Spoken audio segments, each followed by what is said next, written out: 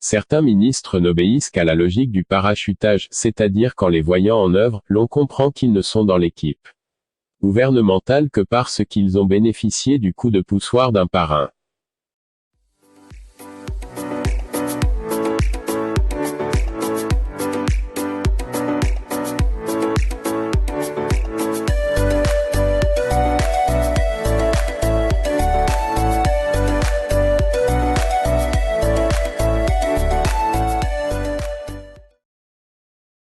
Car, à la réalité, Minette Libom Lilikeng est un cheveu dans la soupe du gouvernement des grandes opportunités.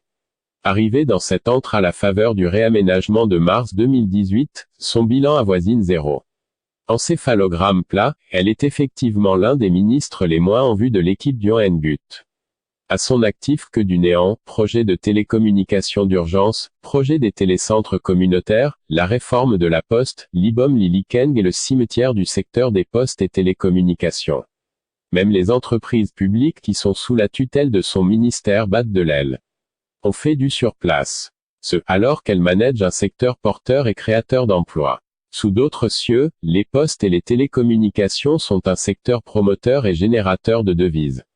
Dire que le président de la République a placé celle-ci au centre de l'économie numérique et qu'à son arrivée dans le gouvernement, elle n'avait que cette expression au bout des lèvres. Où en est-on? Qu'est devenu le projet de l'incubateur des entreprises? En fait, la ministre des Postes et Télécommunications n'est que le fruit de la tricherie. Elle est venue de la douane entraînant déjà des casseroles si retentissantes que même le tribunal criminel spécial s'intéresse encore à sa gestion.